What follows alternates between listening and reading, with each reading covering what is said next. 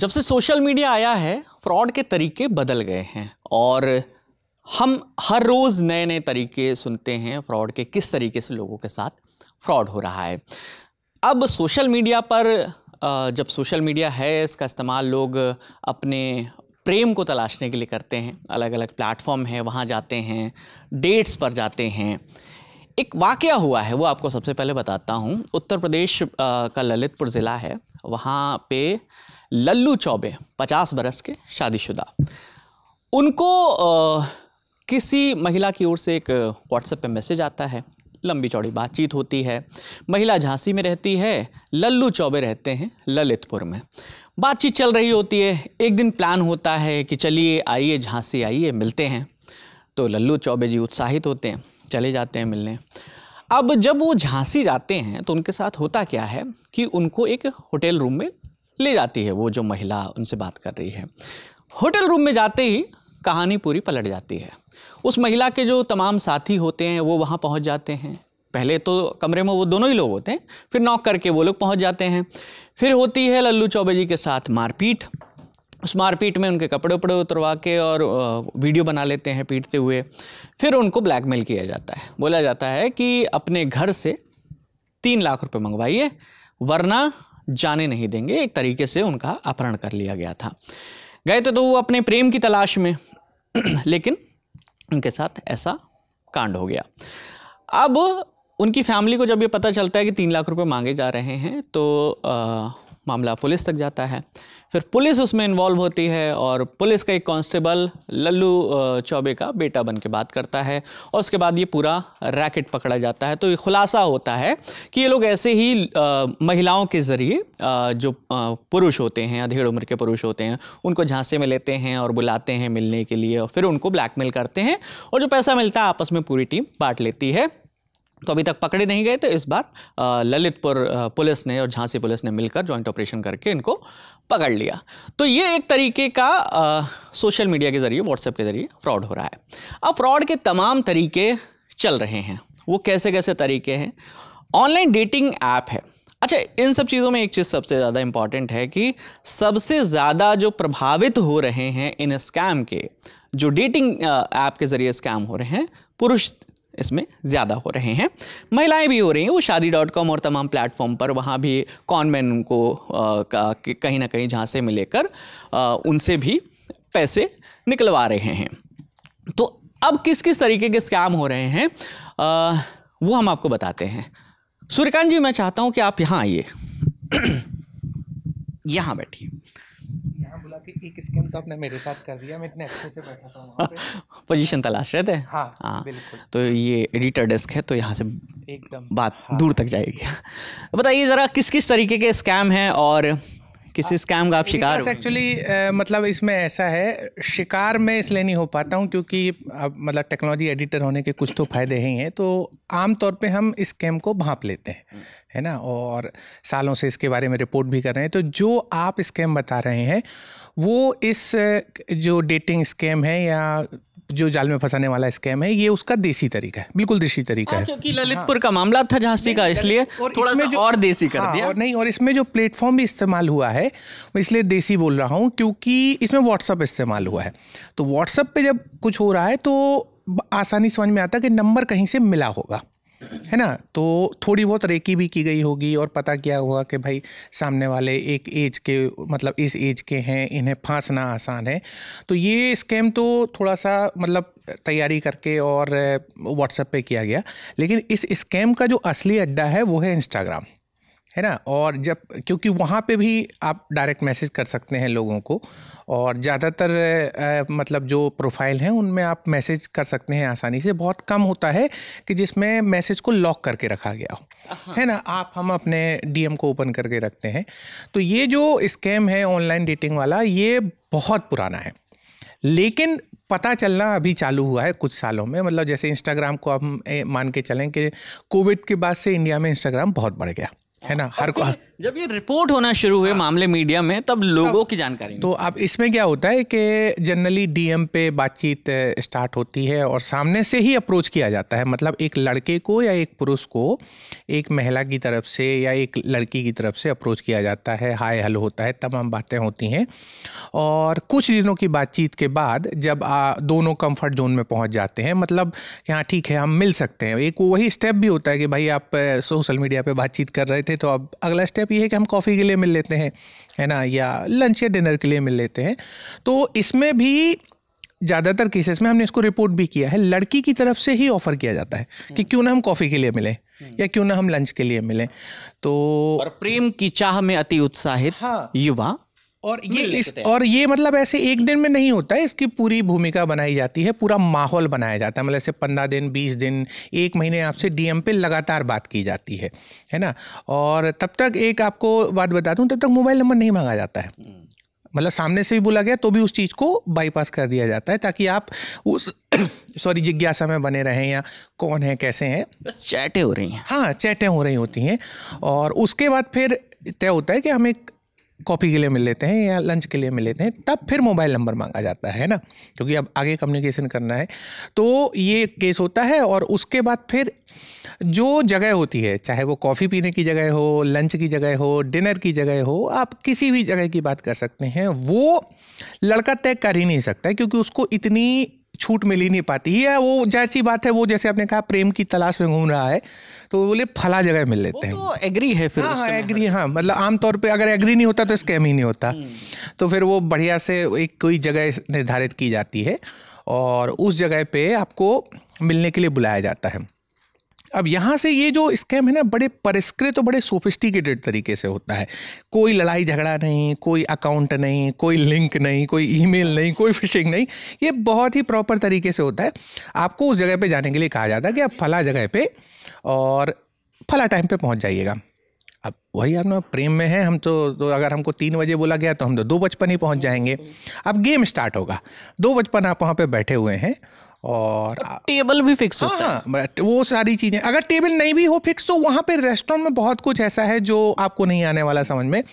तो आमतौर पे ऐसे होता है कि भाई आपको बोला जाता है फला टेबल पे बैठ जाइए सर, यहाँ से आपको व्यू अच्छा मिलेगा, यहाँ पे प्राइवेसी मिलेगी, तमाम चीज़ें। और चलो नहीं भी तो आप बैठे हैं तो वहाँ पे आपको एक फिर क्या कहते हैं मेन्यू ला के दिया जाता है और बोला जाता है ये लीजिए। आप सामने से जो आने वाली हैं वो जानबूझ के लेट करती हैं, है ना, वो कभी टाइम पे नहीं आएंगी। 3 के 3:30 हो सकते हैं, 3:15 हो सकते हैं और 4 भी बज सकते हैं।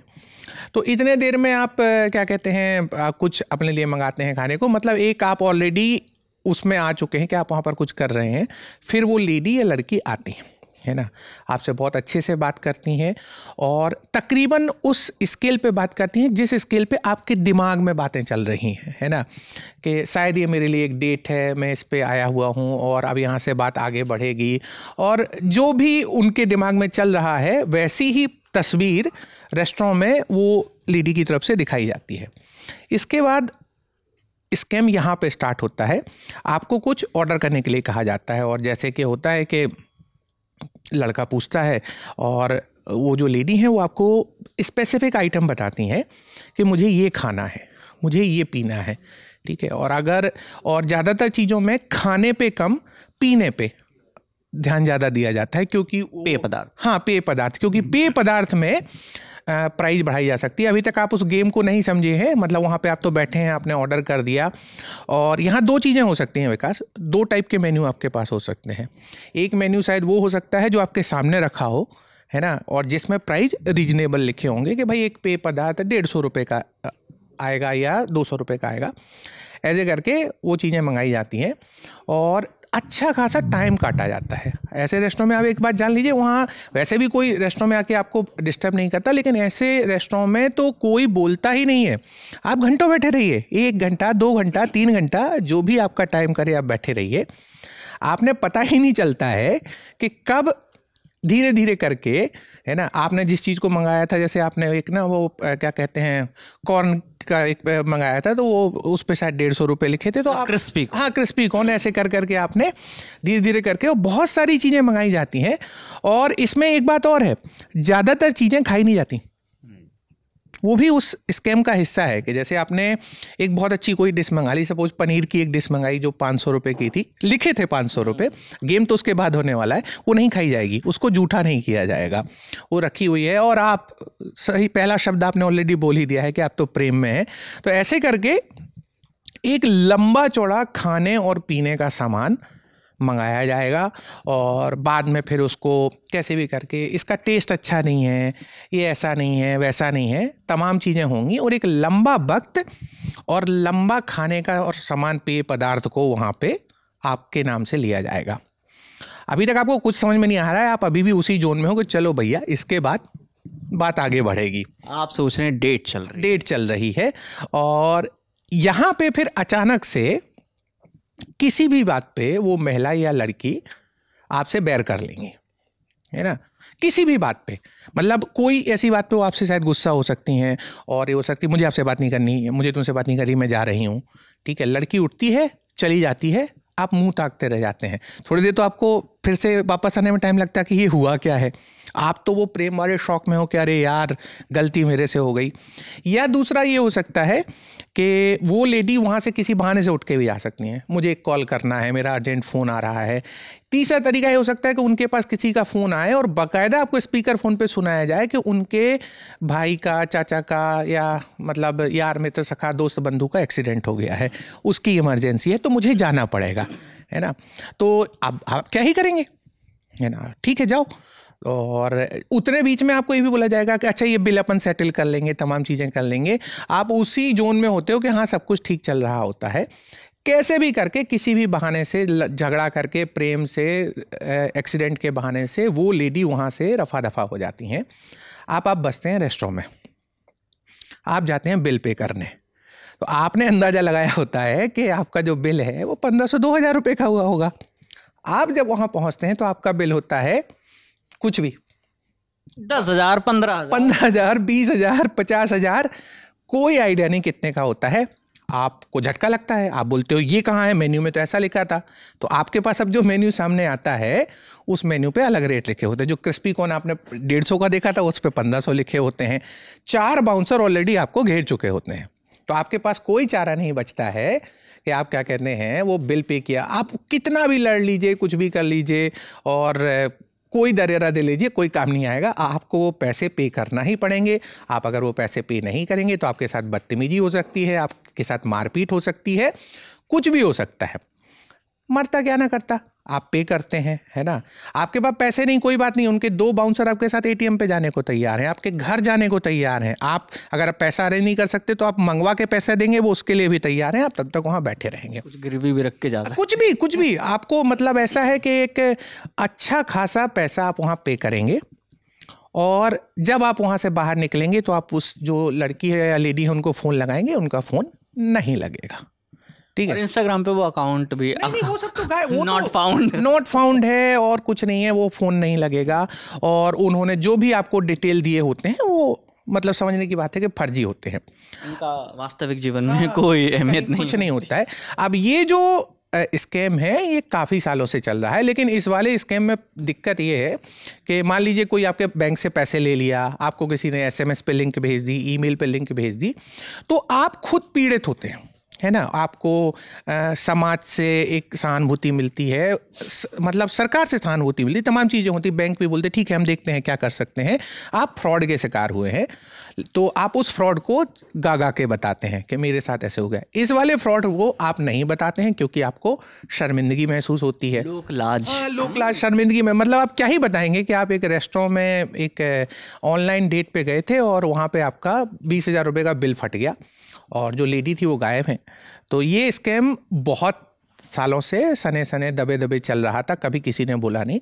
लेकिन जब फिर कई सारे लोग आगे जा गए और कुछ लोग ऐसे थे कि जिन्हें इस बात से नहीं था ठीक है कि हम तो बताएंगे, तो फिर लोगों ने जब सोशल मीडिया पे बताना चालू किया तब फिर ये चीज़ बाहर आई और रिपोर्ट होना चालू हुआ।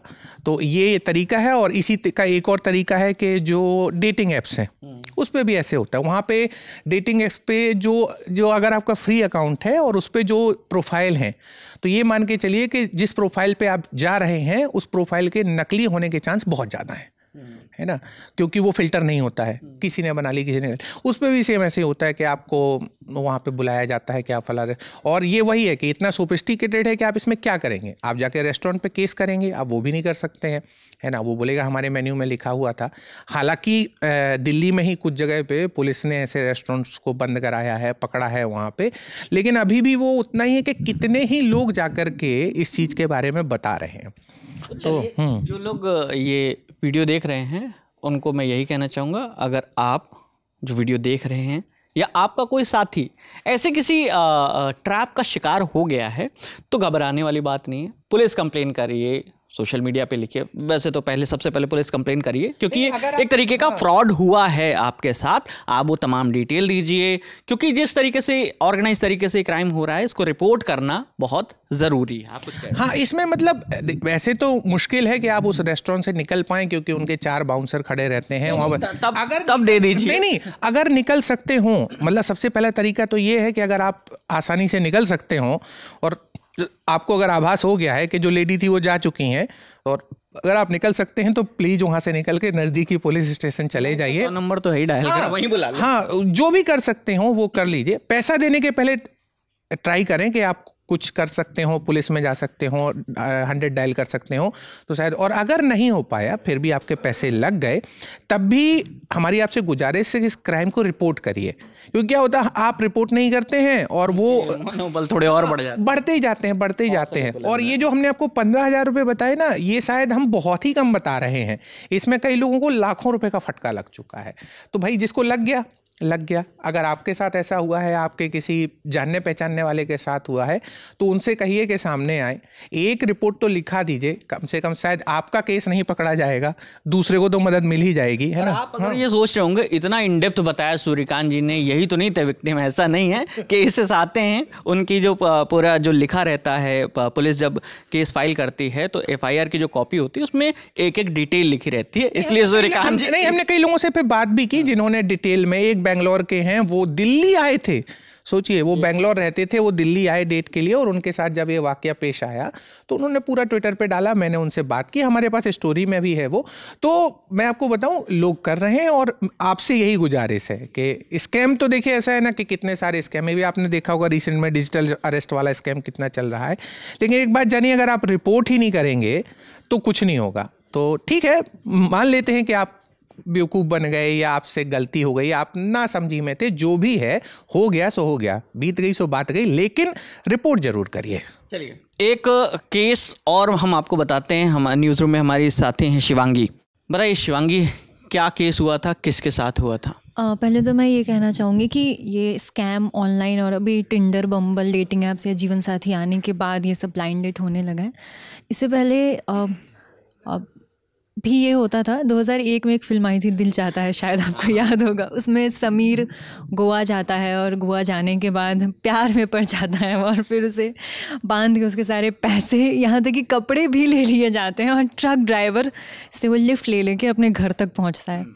खैर, एक मेरे फ्रेंड का फ्रेंड था, उससे मुझे अपने दोस्त के थ्रू ये किस्सा पता चला था कि वो सोशल मीडिया पे किसी लड़की से मिलता है और वो लड़की से कुछ दिन बात करता है। देन वो कहती है कि लेट्स कैच अप, मिलते हैं। एंड फिर वो मंदिर के पास कहीं उसे बुलाती है और उसका वेट करते रहती है। फिर वो कहती है कि पहले मुझे थोड़े से पैसे ट्रांसफ़र करो, फिर मैं मिलती हूँ। तो उसके बाद पहले वो थोड़ा झिझकता है और दूसरे तरीके का, हाँ, तो पहले वो 2000 की बातें करता है। तो वो लड़की जो थी वो 2000 मांगने की बात करती है, लेकिन ये थोड़ा सतर्क हो जाता है और इसने 1000 रुपये ट्रांसफ़र कर दिए। और इधर वो 1000 रुपये ट्रांसफ़र करता है, उधर लड़की उसको ब्लॉक करती है। उसके बाद ना उसके कॉन्टैक्ट डिटेल्स थे ना कुछ थे, और बेचारा ये जिससे मिलने गया था, आधे रास्ते में ही वापस आ जाता है। तो इस तरीके का भी होता है, छोटे छोटे स्कैम भी होते रहते हैं। एग्जैक्टली। सोशल मीडिया, मुझे लगता है डेटिंग ऐप्स पे ये सब थोड़ा ऐसे ट्रस्ट नहीं करना चाहिए। जैसे डेटिंग ऐप टिंडर, बम्बल जो भी है, उसमें आपको पता नहीं है सामने वाला कौन है, आप जानते नहीं हो, नहीं तो आपके वो दोस्त का दोस्त है ना, आप एक शहर से हो, कुछ नहीं पता है और मिलने की बातें होती है। कभी कभी तो आइडेंटिटी भी रिवील नहीं होती है, फ़ोटोज़ भी नहीं होते हैं, क्या पता किसके सोशल मीडिया से उठा के किसने फ़ोटोज़ पोस्ट कर दी है और आप मिलने जा रहे हो या कुछ हो। तो मुझे ये सेफ़ भी नहीं लगता है बिल्कुल भी। चलिए, तो एक मैं आपको और किस्सा बताता हूँ और उसके बाद मैं आपको वो तमाम एडवाइजरी बताऊँगा जो ब्लाइंड डेट पे लोग जाते हैं, उनको किन चीज़ों को फॉलो करना चाहिए। तो एक किस्सा LGBT कम्युनिटी से आता है। उस कम्युनिटी से एक शख्स ऑनलाइन उनका डेटिंग ऐप है, उसके ज़रिए एक व्यक्ति से मिलता है, वह एक लड़के से मिलता है, एक लड़का, और वो लोग प्लान करते हैं, वो अपने फ्लैट पर उसे बुलाता है और वहाँ जाके पता चलता है कि उसके साथ मारपीट की जाती है। जैसा कि मैंने ललितपुर वाले केस में बताया, मारपीट की जाती है, कपड़े उतार के वीडियो बनाए जाते हैं और वीडियो वायरल करने की धमकी दी जाती है, और जो भी उसके पास पैसे वैसे होते हैं वो छीन लिए जाते हैं, बाकायदा पैसे निकलवा ली जाती, UPI से ट्रांसफ़र करवा लिए जाते हैं। इस तरीके के भी स्कैम होते हैं। तो अब बात है कि भाई प्रेम की तलाश करनी है, तमाम डेटिंग ऐप हैं, मैं कोई लव गुरु तो नहीं हूँ, लेकिन हाँ बस इतना आपको बताना चाहूँगा, जो ऑनलाइन डेटिंग ऐप हैं, इसके ज़रिए जब आप किसी से मिलते हैं तो पहले आप श्योर हो जाइए अपने एंड से, जिससे बात कर रहे हैं उसके बारे में जान लीजिए, और जब पहली मुलाकात जब भी हो एक कॉमन प्लेस पे करिए, वो पब्लिक प्लेस हो सकता है, एक कॉमन प्लेस पे। उसके बाद आप देखिए जिस प्यार की तलाश में है वो आपको मिला या नहीं। और लेकिन फ्रॉड जो हो रहे हैं उस तरीक़ों से थोड़ा सा सावधान रहने की ज़रूरत है। अगर आपके साथ या आपके किसी यार दोस्त के साथ ऐसा कोई फ्रॉड हुआ है तो हमें कमेंट सेक्शन में ज़रूर बताइएगा, और नए नए किस्म के जो फ्रॉड होते रहते हैं उस पर लल्लन टॉप की नज़र बनी रहती है, और हम हर वो तरीका आपको बताते हैं और उससे कैसे बचना है वो भी हम आपको अपने तमाम वीडियोस के ज़रिए बताते रहते हैं। बाकी इस वीडियो पे आपकी जो भी राय है आप हमें कमेंट सेक्शन में ज़रूर बताइएगा। कैमरे के पीछे मेरे साथी मयंक हैं, मेरा नाम विकास वर्मा है। देखते रहिए दी लल्लन टॉप। शुक्रिया। सवाल बहुत सारे हैं, जवाब 3 दिनों में मिलेंगे। तारीख है 22, 23 और 24 नवंबर। जगह है दिल्ली का मेजर ध्यानचंद स्टेडियम, और मौका है लल्लन टॉप के सालाना जलसे का, यानी लल्लन टॉप अड्डे का। पर सवाल क्या है? दिलरुबा इतनी हसीन क्यों है? मम्मी कैसी हैं? ब्राउन रंग किसने लिखा? और गाड़े कहाँ थे? आइए और देश और दुनिया की नामचीन हस्तियों से मिलिए, उनसे अपने हिस्से के सवाल पूछिए और कहकहों में और ज्ञान की रोशनी में सराबोर हो जाइए, क्योंकि ये है लल्लन टॉप का सालाना अड्डा। और इस अड्डे का हिस्सा बनने के लिए आपको करना होगा रजिस्ट्रेशन thelallanTop.com पर जाकर, या डिस्क्रिप्शन में दिए लिंक पर। 499 रुपये मात्र में 3 दिनों का पास आपके लिए उपलब्ध हो जाएगा, और फिर होगी भरपूर मौज, क्योंकि नाम है हमारा लल्लन टॉप।